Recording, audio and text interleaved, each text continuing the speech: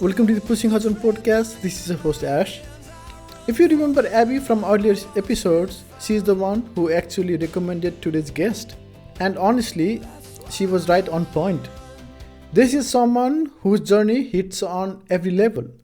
She has lived both sides of the endurance, the sharp, discipline focused of the marathon, and the slow, brutal unraveling of the ultras. Running sub 3 in a marathon takes precision. Running 150 miles in a backyard ultra takes something else entirely: patience, grit, a willingness to sit in the discomfort and not look for an exit. Most people can do one or the other. She has done both, and it gives her perspective that's rare, honest, and earned the hard way. This isn't just about running fast or running far. It's about understanding yourself when you are tired, when you are empty, when you have every reason to stop and you just don't. That's the story we're getting it into today. So please let me introduce to our guest today. Here is Anne.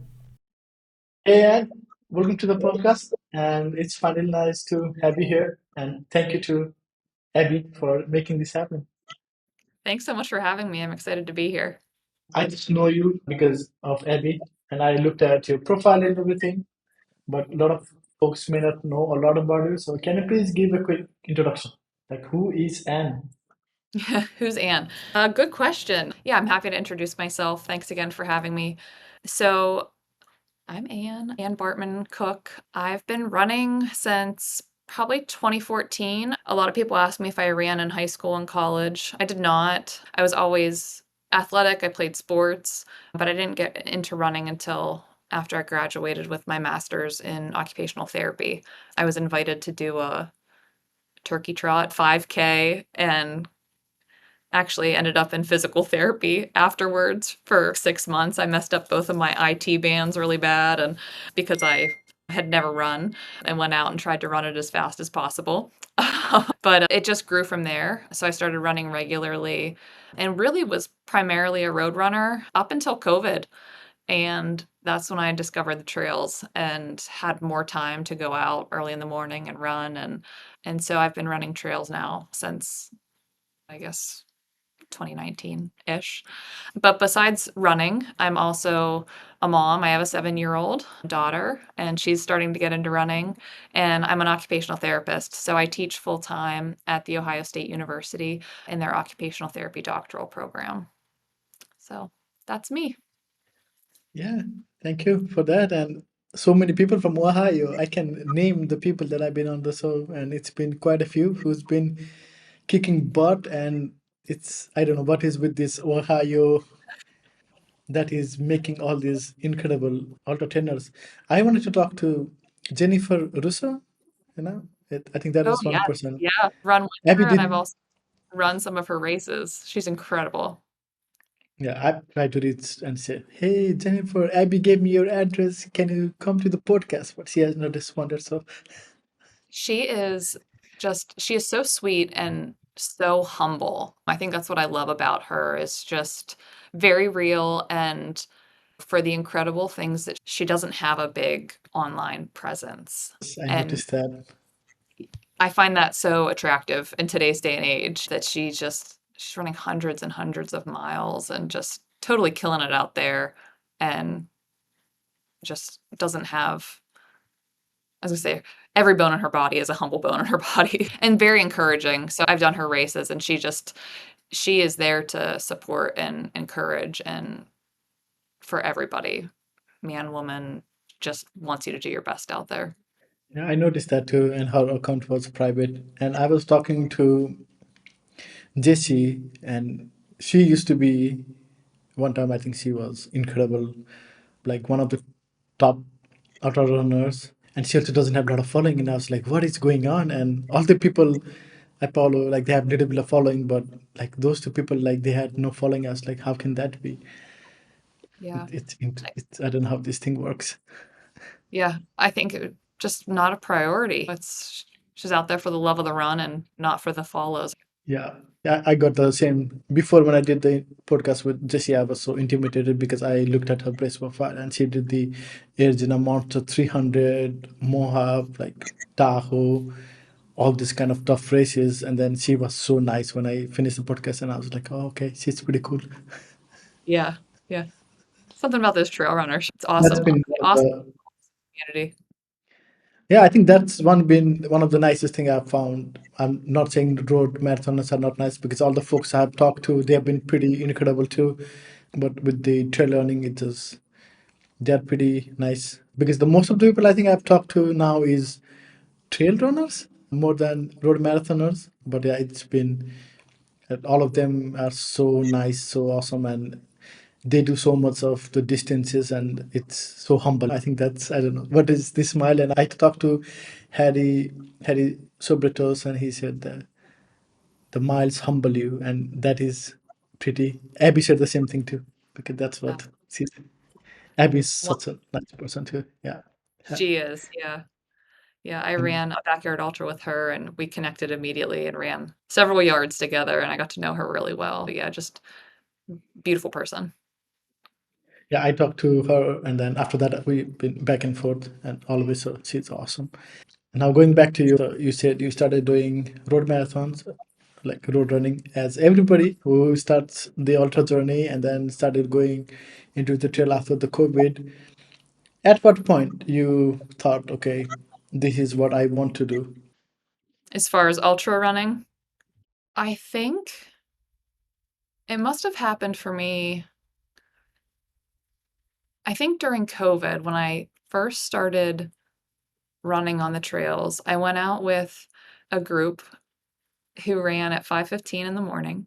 We'd go out with our headlamps on, and they called themselves the Druids because they're part of a larger group, the North Park Trail Runners out near Pittsburgh, Pennsylvania. And we'd go out at 5:15 in the morning with our headlamps on and run until 6:30. And I thought it just opened me up to a whole different world and a whole different mindset with running, where we'd come to inclines and hills and we'd walk it together and we'd wait for one another at the top of the hill and then we'd start running again. And I think the community, because for me, and I know it's not this way for every road runner, but I was often just running alone when I was road running. And that was great for processing things. I do a lot of my best thinking when I'm running, but it was nice to have that community and that motivation to get out there at 5:15 in the morning and run together. And so while I was running with these trail runners, they would talk about races that were coming up locally. And somebody mentioned the Bigfoot 50K in Ohio at Salt Fork State Park. And I had run multiple marathons and I thought, what's a few more miles? What if I can do 26.2, I can do a 50K. And like you said, it's so humbling because 26.2 on the road is so different than 50K on a technical trail. But I tried it and I fell in love with it. It was a 3 loop race. You would go out and it was about 10 miles every loop. And I just thought, this is, I don't know. It was so encouraging. Everybody's checking in on you, having the aid stations. What do you need? Offering you food, offering you drink. It just seemed, it was like a party out there. And the first race that I did, the first 50K, was my first trail race ever. So I signed up for a trail race. It was a 50K. I had no idea what I was doing. And in 2019, it was one of the muddiest, snowiest years that I think that they've ever had this 50K. And I remember wiping out on my first loop in a huge mud puddle and just covering my entire side. And I thought, this is awesome. I loved every minute of it. And people are like, "Are you okay?" And I'm like, "This is so cool." And yeah, I loved it. And that was it for me. And 50K became 50 mile became 100K to 100 mile. It's definitely addicting. And I know you and I talked about this a little bit offline before we were recording, but I think the addictive personality runs in me and runs in my family. And I'm just grateful that I'm addicted to running. Yeah, I think we all are. I think that's one of the things, either you run in the road or in the trail. I think that's something we all love to do. And like you said, 50K became 50 mile, and then 100K, 100 mile, and then you did 100 miles in just a little bit over 20 hours at the Eagle Ultra. When you did that race, how did you structure your fueling? Because running for 20 hours, like you said, from not having this background and just running in the road and coming 50 to 80 kilometers, and then from 80 to 100, then it's like a huge jump, right? From 100 to 160. So how did you structure your pace? Yeah, I've done Eagle Up Ultra several times. I always go out with my friend Becky, and we're like kindred spirits. I met her as an adult later in life, and we've shared many miles and stories together. And we both usually go out with a different goal, but because it's a looped race, we will, share some miles together and then we'll separate and run our own race at times. But for this last Eagle Up, it was the first one where I really thought I would love to hit 100 miles if I can. I had never done 100 miles before at Eagle Up Ultra. There was like a 50K, 50-mile combo one year, and I did that. I did the 100K one year. And so this year at Eagle Up, it was myself, my friend Becky, and the format of the race, for anybody who doesn't know, it is a loop. It's a 5-mile loop on kind of like crushed gravel, and some of it's pavement. So it's not technical. And my dad, God love him, he drives his camper a few hours out to Ohio, Canal Fulton, parks it there for us. So we have a camper out there, and you're allowed to leave the course as long as you re-enter and cross the start line.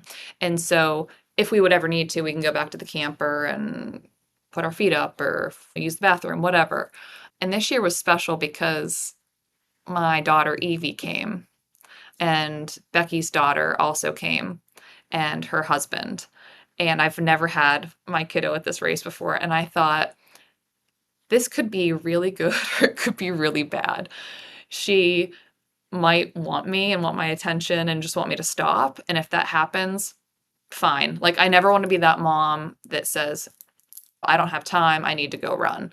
Or she might just be having a great time because there's a playground there and there's a band and there's an ice cream shop right there in Canal Fulton.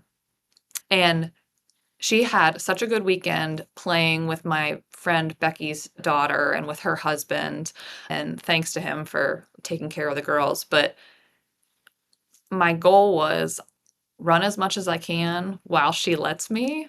And then if later in the day she needs mom, I can take a break. And so I went out just thinking, let's just do this. Let's get as much in as I can under my belt in the early hours, especially before it's too hot.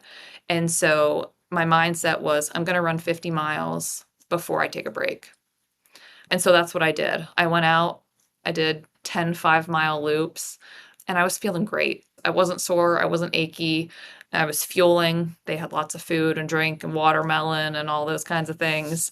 And I knew a lot of people that were out on the course, so I was just feeding off them and chit-chatting and stuff as I ran. So I got 50 miles in easily, and I still felt great. My daughter was having a good time, and so I went out, and I think I did another probably 20.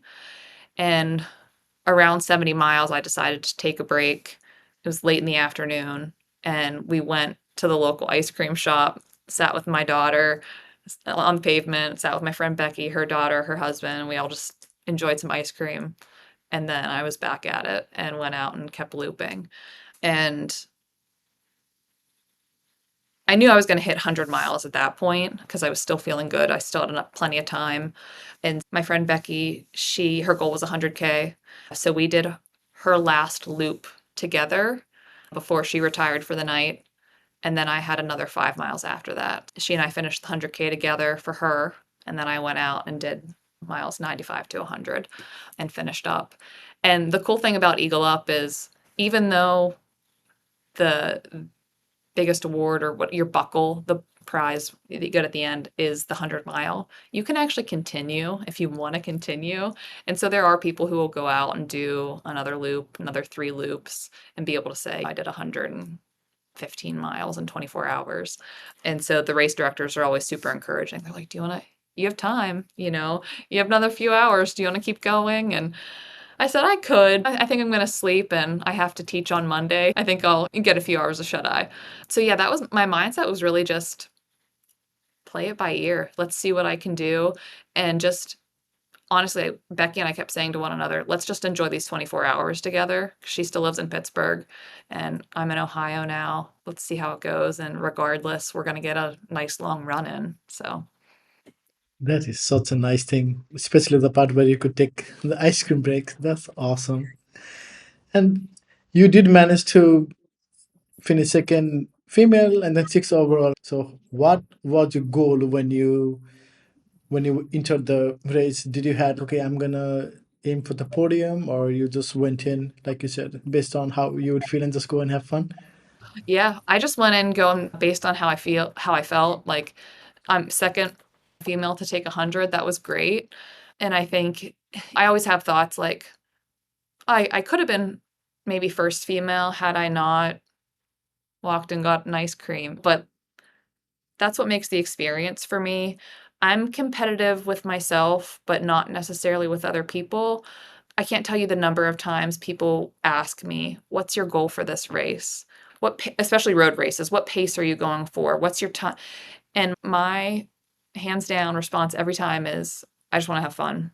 I just wanna go out and have fun." Because the few times in my life where I've put pressure on myself to meet a certain time or podium goal, I don't enjoy it, and I usually don't do as well. There was one time in my running career that I hired a coach because I wanted to break my 3-hour marathon. I thought, I'm gonna do this, and I signed up for the Erie Marathon because it's flat and it's fast. I'd done it before. That was actually the first marathon where I qualified for Boston. It was one of the worst marathons I've ever done because I went into it with the mindset of pressure. And so I really don't. And I know that might sound like I'm lying, but I really do go into most of my races just, "Oh, let's see how this goes. Let's see how I feel. Listen to my body." I always want to finish. I've had DNFs, but, just enjoy the run. So, yeah, I wasn't going for a podium at all. But if we look at your race profile, then it's a different story, right? Because all the races that you have done is it's either first finished, or you have always got some sort of higher position. And in that topic, you went and you did the Ohio backyard ultras that you did, and the last person standing. It's ultras are like the backyard ultras are fascinating because you keep going. And I was talking to Levi, and it just one person motivates the other person to go all in, and you did manage to do 116 miles on that. So how was your experience on that race? Oh, that race was something else. So I know you and I had messaged before, but I had just last year gone through some really personal, challenging things within my marriage. And I was married for 11 years. And to be honest, my marriage blew up last summer. And I was feeling a lot of feels, having just a lot of personal issues going on. And I was really excited about that race. But about a week beforehand, or really a few days beforehand, I got really sick. I had no voice, scratchy throat. I thought I might have strep. I went to Med Express. They didn't do anything for me. They were like, "Yeah, you're sick. You shouldn't run." And I went out. It was the night before the race, or the day before the race, like probably 24 hours before. And I thought, all right, I haven't run in a few days.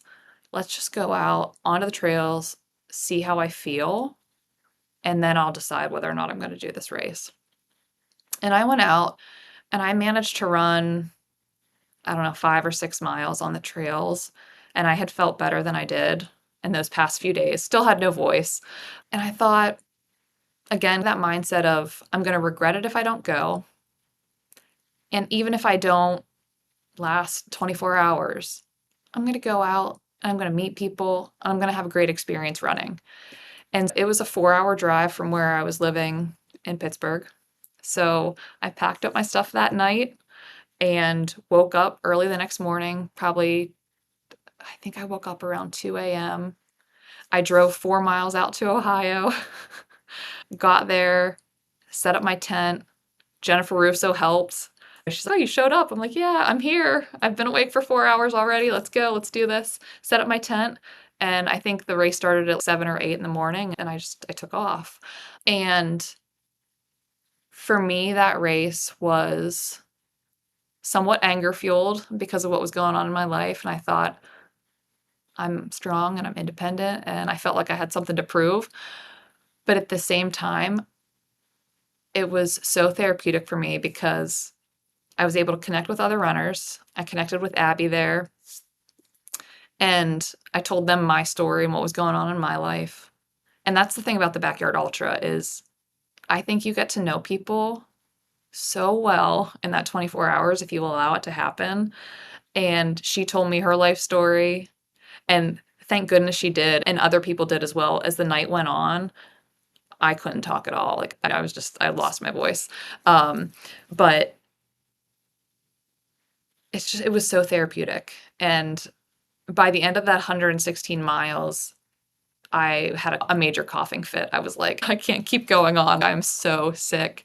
And I managed to set the women's course record. Like I knew what the course record was. And again, that was not the goal. But as I got closer and closer to it, I was like, I could do another yard. I can do another loop. And so once I set that, I tapped out, coughed my head off for about 5 minutes and drove home. But the whole experience for me just proved to me that I'm stronger than I think I am, and that despite everything that I was going through, people are good. Like people are really awesome. And again, like that trail running community being able to make connections with people no matter where you're at in life is just it's so special. It is. I talked to Dante. I think his episode came out last weekend. I never met the man before, and when I was talking to him, and we went back few times, right? Before do the podcast, like you, I was sending messages like, "Hey, when do you want to do the podcast? Here's the time and schedule that I have, and here is what we can do." And then, like you, like when as soon as we started recording and then talking, and it just felt so natural, and it just I've talked to so many people, and there has been like sometimes where I've felt like I've known this person for a long time, and with Dante, it was like that. Like as soon as we started talking, and it was so nice, and it feels like I've had conversation with so many people through the podcast, and it's been so awesome experience while I'm talking to everybody. And we, whatever we talk, we just can relate, can understand, and it's just nice. I think this running community is such a nice family. Like Abby said, I think there is something from each episode, right? That always, whenever I'm talking to other people, and everything comes up, and I just remember that Abby's clip. Running family is like a family, good family. I think that's one of the clips that she said, and it always feels the same way. And for you too, right? So when you do these kind of events, so you do basically two formats, right? So you do bucket ultras and then you do this time events when you are running certain distances. How do you train for each kind of individual events? Yeah. So I feel I'm not a good example of how to train for these things. I just run a lot. And yeah, I will like if I'm doing more road running, if I know I have a road marathon coming up, I always have the base mileage. So that's not the issue.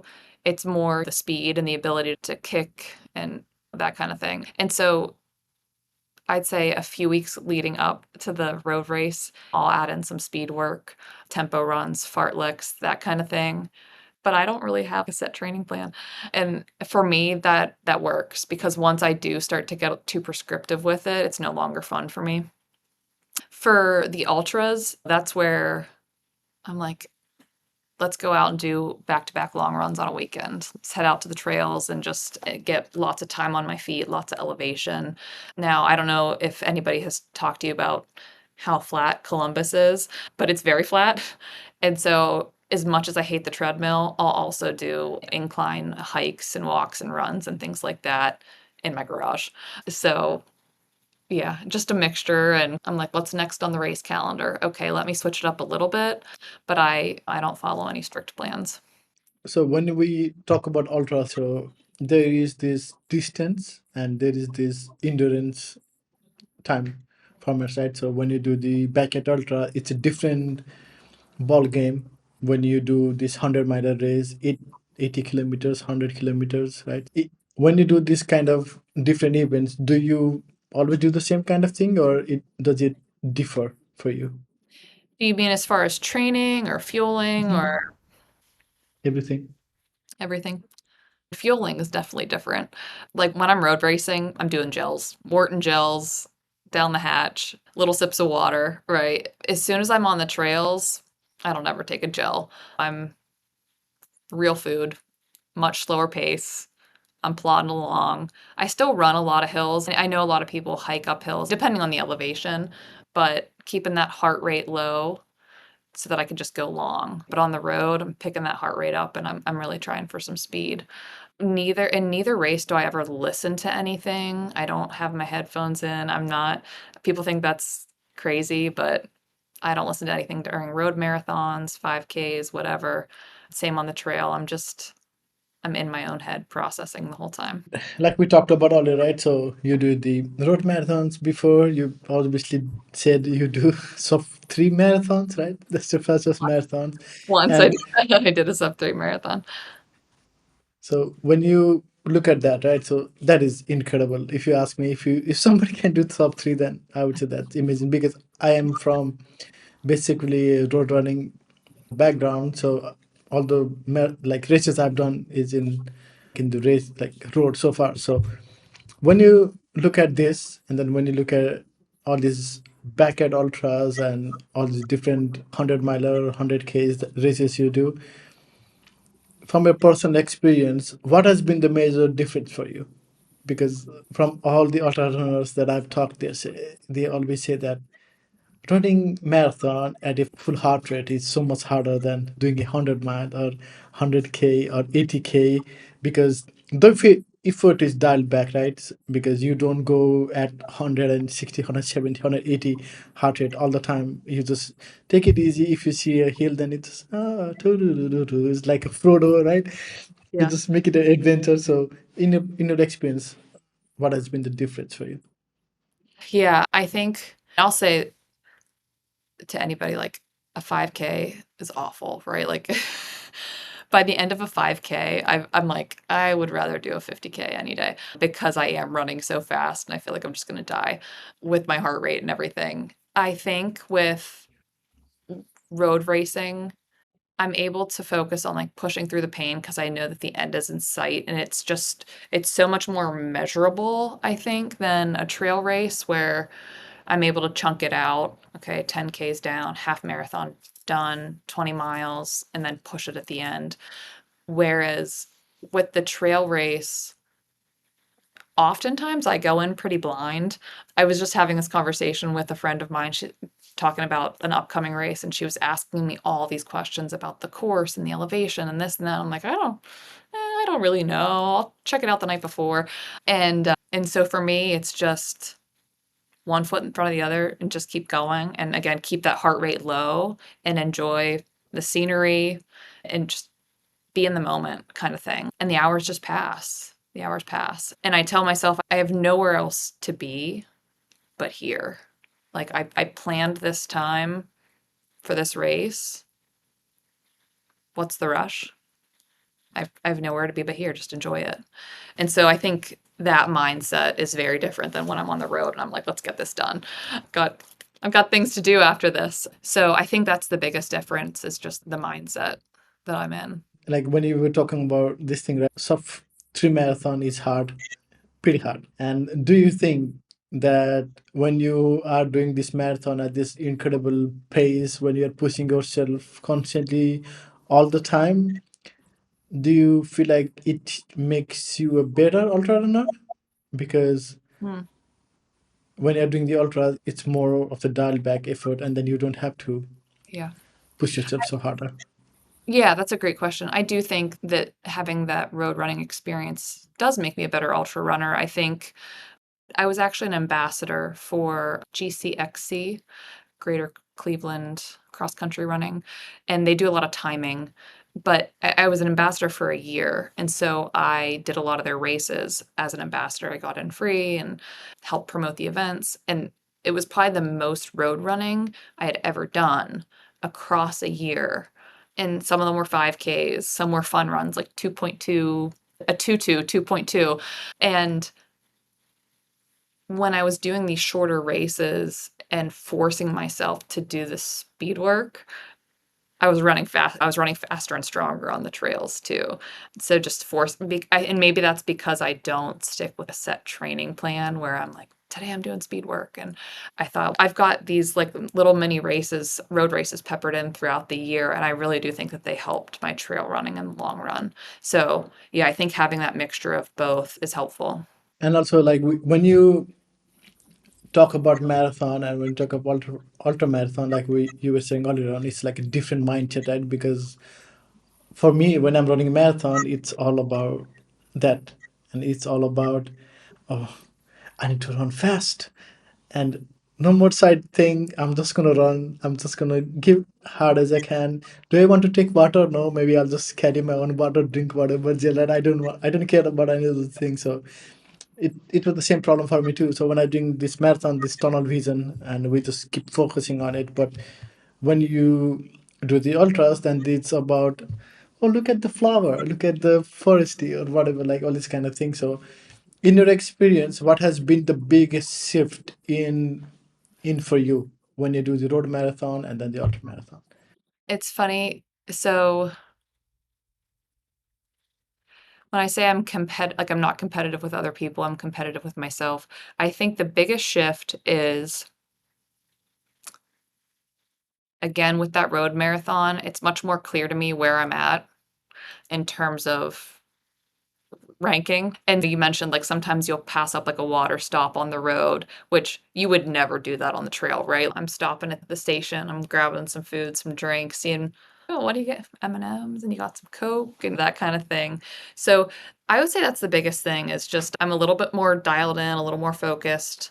But in both settings, I make sure that I'm having fun. And so if you look at my Instagram, I have pictures of me running marathons where I am just completely cheesy and I see a photographer and I'm throwing up the peace sign, and if there are kiddos out there on the course that want high fives, I'm veering off to the side to give them high fives because I feed off that energy. And I think with the marathon where I ran a 2:58, it was Pittsburgh, which is a really hilly marathon, but I enjoyed every minute of it. It poured rain that year. I love when it rains. I love running in the rain. And so a lot of people around me were complaining, and I was like, this is amazing. And a big rainbow came out afterwards when the rain stopped.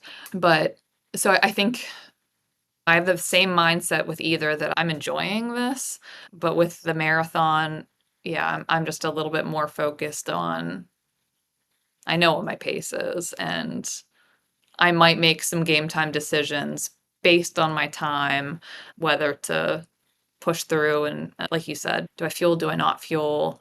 Kind of more of that mathematical, making more pragmatic decisions in that way. Whereas with the trail, it's much more relaxed, and I err on the side of take a little bit longer than you need to, and go ahead and pop into the rest area and grab some food and thank the volunteers and that kind of thing. So that's the biggest mindset change, but really not huge. If I ask, so you do both of these races, you do ultra marathons and you do the marathon races. So if you had to just train for only one between ultra marathon and marathon performance wise, which one you would you pick and why?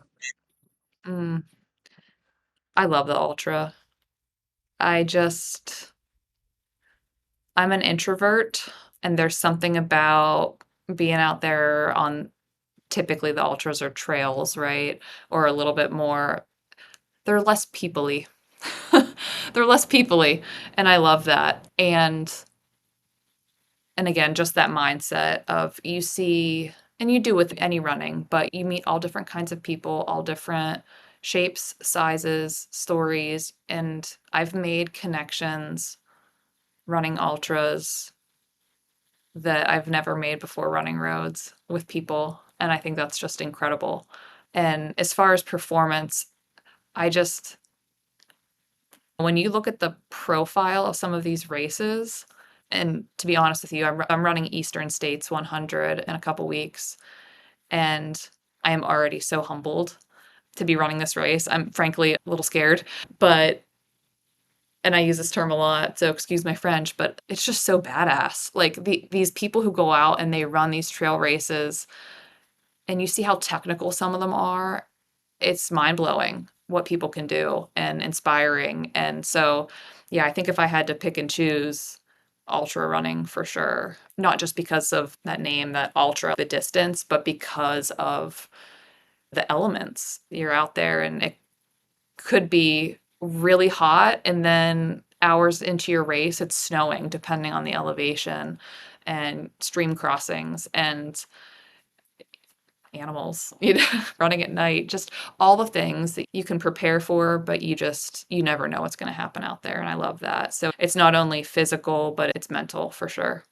Yes, it is a humbling experience, not just in terms of distance, elevation, but also it's scary. Like you said, right? Running, I'm scared. Like I have never done 56 kilometer in my life, right?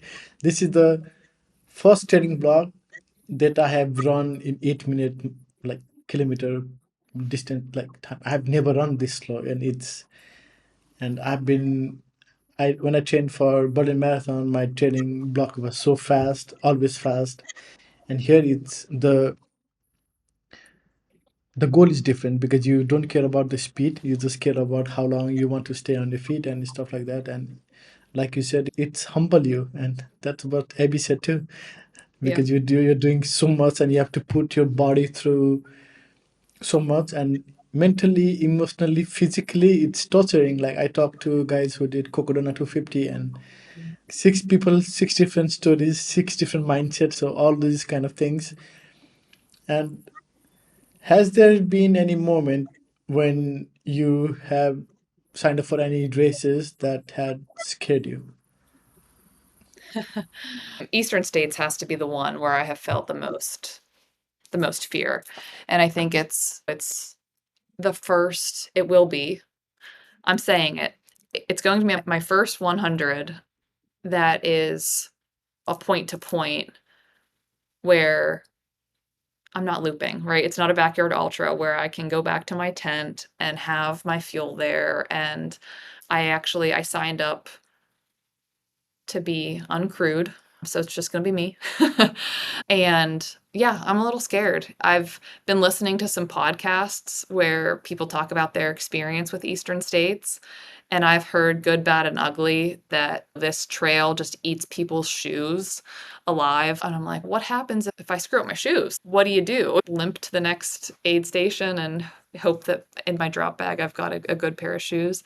20,000 feet of elevation gain. There's possible rattlesnakes on the course, stream crossings like up to your hips. But I'm just like, can I do this? But I'm going to do it. I'm going to do it. So yeah, I'm scared and I'm nervous, but I think in a healthy way. They say a little bit of anxiety is a good thing. It means I care, and yeah, one foot in front of the other. But I think this is probably the only race where I have felt like, did I sign up for more than I can handle? We'll see. And what made you decide to do this race? A whim. I'm always looking at race calendars. I'm already planning for next year. I've got a race on the calendar for next summer. But I wanted to do a 100-miler point to point, and this one, it's not too far away. At the time that I signed up, I was living in Pennsylvania, so I thought it's a few hours away from my house. I had known some other people who've raced it, and I thought, why not? But then the more I read about it, I was like, oh. So, like I said, I sign up, and then like later I look at the details. I don't recommend that. And then I started reading more about it. I'm like, oh, this is pretty intense. I dive in head first, and then figure it out later. Yeah. Yeah. Yeah, that is the exact feeling I'm feeling right now because when I talked to Erin and then next morning I looked at it, so I picked up this race and I was like, oh, it's only 1,000. It's not a lot like you guys do, 22,000 feet of elevation. It's only 1,000 meter of elevation. It's not too bad, but for Berlin, that's pretty high. We don't have that big of elevation here. And the more I look at it, so now I'm looking at, oh, let me look at the course. The course is not too bad, but I found a way. website where it describes the course, and it says it's a really nice course. The views are so nice, and then they added it's a very challenging course, and for the person who has never done ultramarathon before, right? So the first one I picked, and I was like, and I'm just sometimes I feel like why? Because it's the same thing. It's Yeah. like the Ross from, not the Ross. I even forgot Chandler. Like why I'm doing this, and it's that feeling. And I always doubt myself, and it's always that fate. Now 12 days in, and I have this doubt creeping in where I did pretty good distance in June. I did 270 kilometers. July has not been so good because of the injuries that it was not injury, but there was some pain. So I decided I'm not gonna go this race with the injury carrying or where I have a niggle. So I was just so focused on trying to get to this race without an injury. I've not run a lot. And the more closer I'm getting, I'm just like, God, can I do it? Like you said, the doubt, it's not a 100 miler, it's only 56K, but the doubt is there. And I struggle, and I always go back to the training I've done, and I always feel like I'm not enough, I'm not done enough, and it's hard. It is hard.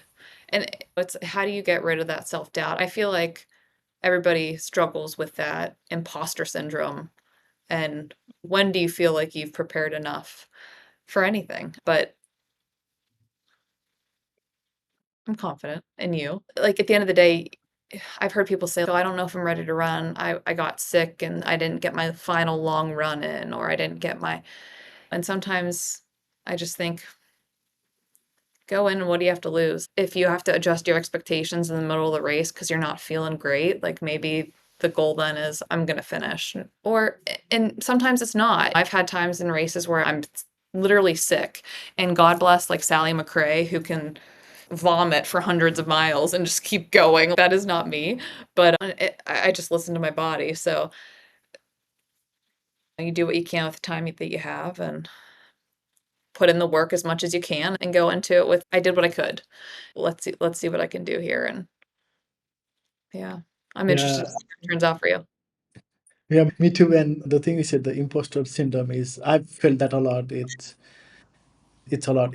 I always get that feeling like, am I capable of doing it? And I've done marathons. It's only 14 kilometer more than a marathon, right? So it's a different challenge. But lately, I've been getting that feeling, that gut feeling, where I'm just like, I feel like I have not prepared enough. And frankly, this July has sucked so bad because I have only done 100 kilometers in the whole month. That's how bad it has been. And I have been done so much of ellipticals, right? I did 2 hours in elliptical, which I've never thought of doing because I wanted to keep this Long time maintain to this be on the fitness. And elliptical. oh God, that was so bad. And I ran 2 hours, and then I ran 2 hours, and I did 2 hours on ellipticals because I wanted to do 4 hours and 30 minutes that day on that training block for that particular day. So I did, and 30 minutes of walking, and that 2 hours was so hard. I put on Netflix, I watch iPad for 2 minutes. So it's just, yeah, it's that feeling when I talk to so many people, and they also like, I talked to Peter Motier, who only does these tough ultra races. And when you look at his race history and look at it, that only the one of the toughest thing. And he also talked about the same thing where he still feels like that he had this like after doing so many races, he still feels the same way. Mhm. So yeah, I'm looking how you do it too. So I'm rooting for you. And when you talked about water, then that was immediately like, nah, I'm not gonna do that ever because I don't like my shoes dirty. I think first of all, 2 hours on an elliptical is great mental training, right? Like I think that all the time. When I really started to get into running, I had my daughter 7 years ago, and I was addicted to running, but I couldn't get out for a run when I was, like, on maternity leave. She was too young to put in the jogging stroller, and so I would go down while she was napping into my garage, take the baby monitor, and run on the treadmill while staring at a cement wall.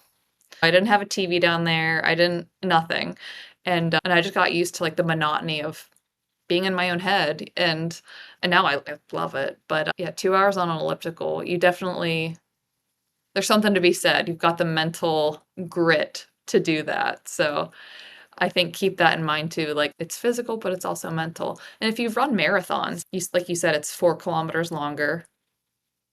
I often will tell people who are like new to the trail running, you finished a marathon.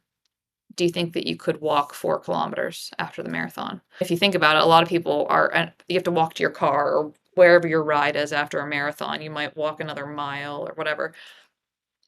Could you do that at the race? You run the 26.2 and if you shut down, you walk it. And that's the beautiful thing about ultras too, is like people walk and it's acceptable and it's expected. Yeah, I have pretty much made the mindset now that I know when I was training for road that I never walked. I was like, who walks? That's the mindset you have because there is no use to walking. So once I started this training block, I made when I did a 20, 25, 30 kilometers, then I made a routine that I'm going to walk. If I'm running a flat, then every kilometer I started walking. But I know I'm going to walk. I've said this that I'm going to finish it. It doesn't matter. It's not how long will I take it. It's 56 kilometers, so we'll see. I'll finish it. It just matter how long will it take it. So Yep. time will tell. And just keep telling yourself, this is what I'm here for. I have nothing else to be doing besides being out here on this course and finishing this race. And when you were talking about this self doubt, just the conversation we had, right? So when you are doing this 100 mile, when you're doing this back at ultra, it's so much tougher because, like we said, it sometimes it's so monotonous, right? Because you do loop, you keep running loop, you keep running loop, and it's mentally exhausting sometimes. And you go into these places where we said, "I'm not good enough. I cannot do it." When you are going into that place, how do you get out of it during the Mm. race? I do a lot of mental check-ins. I think part of it is like with my training as an occupational therapist, we have trainings in psychology and things like that, but also just years of running. It's almost like I'm doing like a body scan where I'll say, am I in pain? Or is it just more mental fatigue? Like I'm over this kind of thing. And oftentimes it is. It's just I've been at it for a long time and I kind of want to take a break, but I'm not actually hurting. Or maybe I am hurting a little bit, but when I physically check in with my body, I'm like, it's not that bad. And so I keep pushing. And I was telling a friend of mine, she's running her first backyard ultra in 2 weeks, and she's hoping to last for 24 hours and hit 100 miles. And she was asking me, like, what's your motivation? How do you keep going? I have little rewards for myself all along the way. And I'll probably do it even with a point to point race. And I have done it with point to point races and I know other runners do this as well. I think my reward system is probably it's unique, but I'll have certain set mileage where if I get to this mileage, I'll reward myself with something. And in the backyard ultras, oftentimes it's just something that's going to make me feel just this much better as a human. Like, this is going to sound so silly, but all right, at 50 miles, I'm going to brush my teeth. And you brush your teeth and you get that minty feeling and it wakes you up and it refreshes you. And you're like, okay, I feel a little less gross right now. And at mile 75, I'm gonna eat that homemade cookie that I brought with me. And at such and such mile, I'm gonna do this. And so I build it out where I just have these little rewards for myself. One thing that I think is really special is this last backyard ultra that I did. And every backyard ultra that I've done, I print out the mileage markers. So it's every hour you do 4.16 miles. And so I have these printed out strips of paper that have the mileage on them, and I take a picture after every single loop. And for me, it's fun just to see the progression as the day goes on of I look really awake after the first few loops and then I start to fatigue or sometimes I take pictures with my mileage of what I'm eating or what I'm doing at the time. But my daughter, Evie, she actually colored all of my mileage markers for my last race. And I told her I didn't want to see them ahead of time so that for each loop I came back and I'd pull out my mileage marker and she might write, I love you, mom, or funny little emojis or whatever. One of them had the poop emoji on it. And so I was able to take it and it just brightened the whole thing for me. So it's just those little things that help keep me going and motivate me, is just like these little reward systems. And so I'm constantly trying to get myself out of, if I am in a dark place, have something prepared for yourself so that you can get out of that dark place. Yeah. And if you're struggling too, I think that's when you latch on to other people too.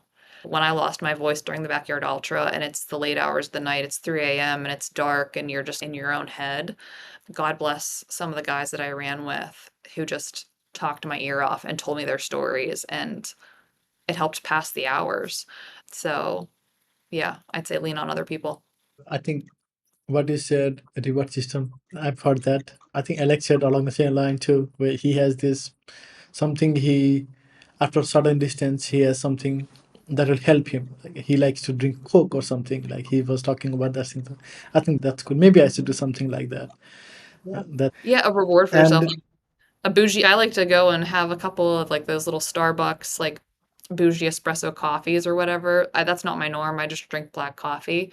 But man, after 50 miles on the trail, cold espresso, it's incredible. it is. I think sugary or espresso. I think that would be nice to have.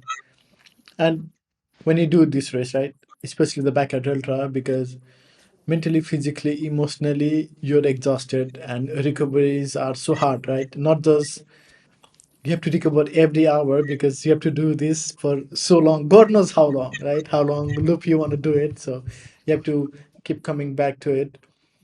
How do you recover after the race? What is the recovery process? Looks Mm. like. Yeah, I am not good about giving myself recovery time. So almost all of my backyard ultra, that's not true. The past couple backyard ultras that I've run them like uncrewed, just myself. And so I tend to pack up my stuff, start driving home, and I'm usually wired at first, so I feel like I'm wide awake. And then about 45 minutes into my drive home, it hits me that I'm tired because it's the first 45 minutes that I've sat in a long time. And I am known for pulling over at a rest stop or fast food chain and just I fall asleep in the back of my car for a little while.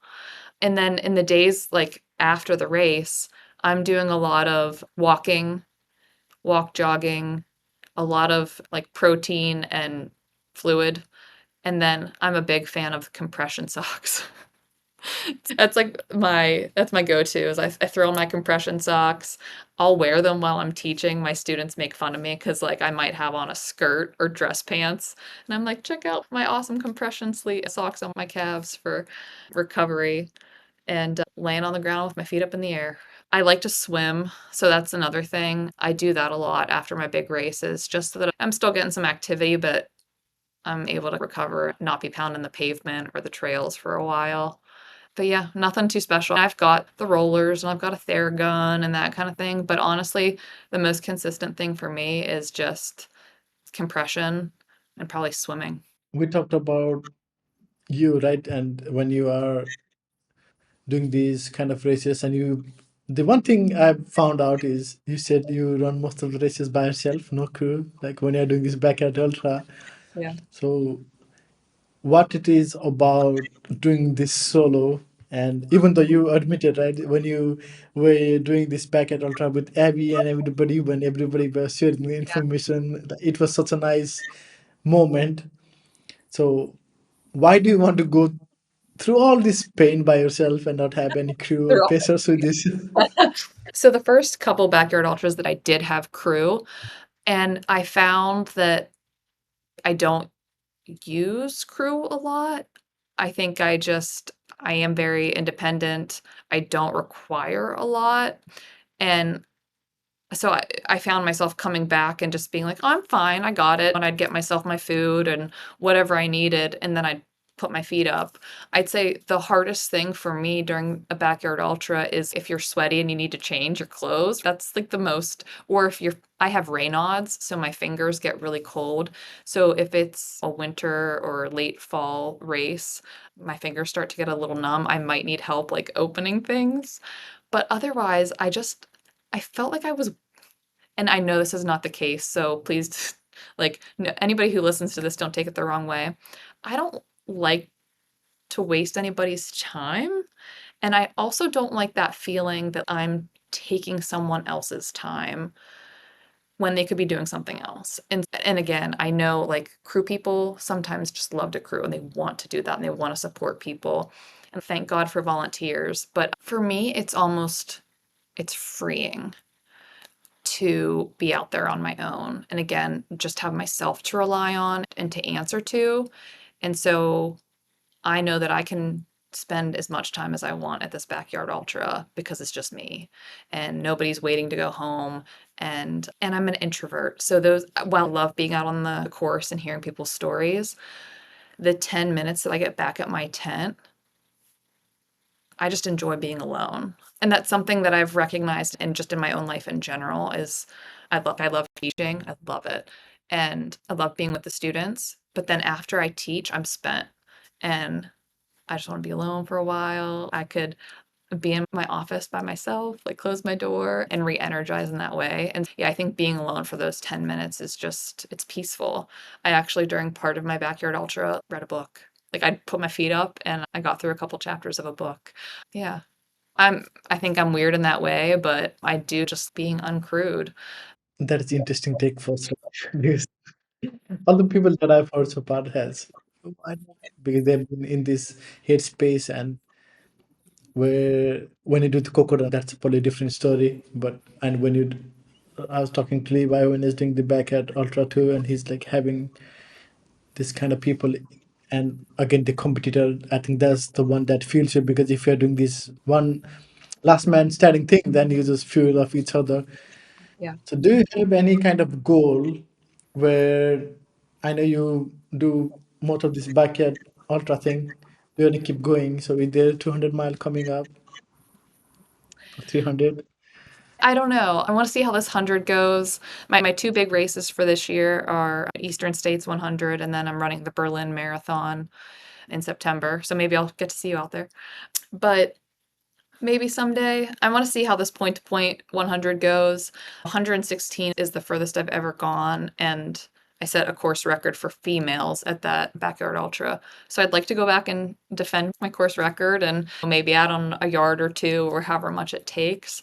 But yeah, I don't know. They say 100 miles is not just doubling 50 miles. And the idea of a 200-mile race to me is that's scary and that's daunting. And I'm also really bad at sleeping. I've never slept during a race. I don't know how people do the micro naps or like they lay down on the trail and take a nap. That's not me. Like I can't do that. And so I think I'd have to train myself to figure out how to sleep and relax my body enough to be able to do something like a 200-mile race. Oh yeah, I'm doing Berlin Marathon too. So yeah, maybe we'll see each other. And I don't think you trained for that. Like in all the people I've talked to who do this multi-day event and do this all this kind of distance, they never train themselves to sleep. So Yeah. that is yeah, that has been the. I asked somebody like, how do you train for sleep deprivation? And they say like, we don't. You don't. Just go and do it. I And I if was it's scary, then sorry, I was running with someone during a backyard ultra, and he had a tattoo on his calf muscle of a green squirrel drinking lemonade. And after multiple loops of running with him and seeing this tattoo, I said, I gotta ask, what is that tattoo about? What's that from? He said, that was my first hallucination during an ultra.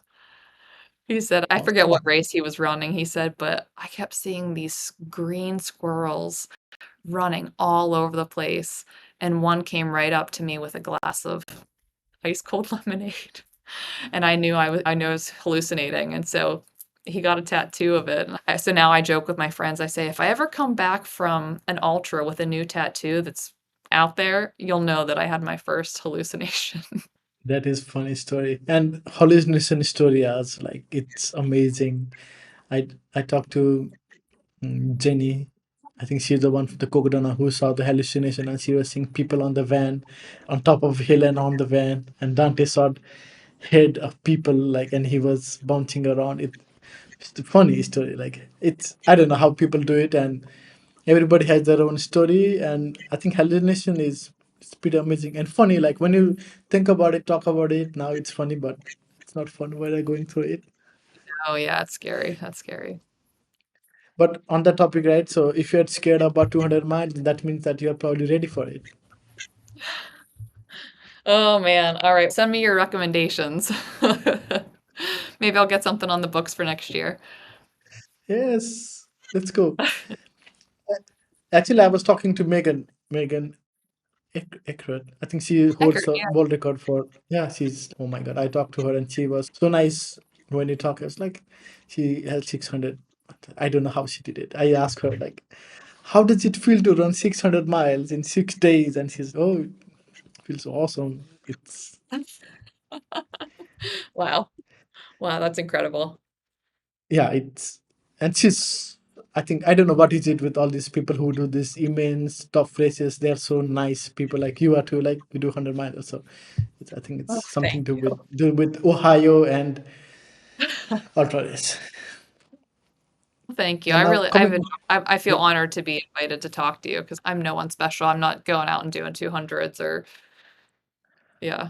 I think it's not about the distance. I think the goal with the podcast is that you don't have to be extraordinary or something, right? So we all are doing something that is way out of our comfort zone, right? Because nobody's like comfortable doing 100. Even you, like you're doing this eastern states, and you're doing something that is scares you. You said you're scared to do that, rate, and you're going beyond your comfort zone and trying to achieve this thing. And the goal is that somebody listens to it and then take that step. We need to push some one person who listens to these stories that is out there, and then they say, oh look, that person did this trade and they were scared of doing it, and hopefully they can do the same. They can do their first 5K or their first 10K or whatever. So I think the goal is that. And I feel that we all have a story within ourselves, right? Because all of us are different, all of our mindset are different, the way we look at a thing, the perspective, the reason for us to run. So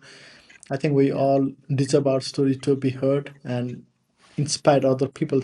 Yeah, absolutely. Thanks for doing this. Yeah, I think it's great. I'm excited to listen to your podcast too. This is the question I ask to everybody, right? Why do you run? Mm. I run for two reasons. I run because I love it. It's when I feel the most normal. And I run because it makes me a better person. It is the time when I feel like I'm able to like fully process life. And so I run for my mental health and for the love of the run. So this is the final question I ask to everybody. And so I would like you to finish this sentence for me, please. Running has changed my life because. Mm.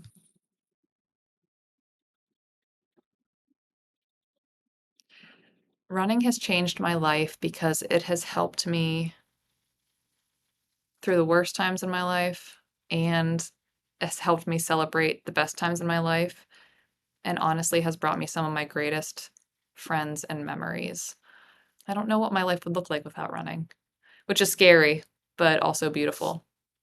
Yeah, I don't think anybody, like all of the people who run, I don't think how it would be pretty much boring and nothing to say about our life. So yeah, I really appreciate you taking your time and doing this, and good luck with the Eastern State. So I'll be keeping an eye on that result, how you do. And thank you for your time, and thanks, Abby. Thank you so much. It was so nice to meet you. Yep, same here. Yeah, see you at Berlin Marathon. Yes, definitely. I'll connect with you. Maybe we can meet up. Yes, All right. definitely. Okay, bye bye. Thanks so much. Bye. Bye. Hey everyone, thank you for making it to the end of the podcast. I hope you really enjoyed this conversation. I'll see you again next time with another guest. Until then, happy running.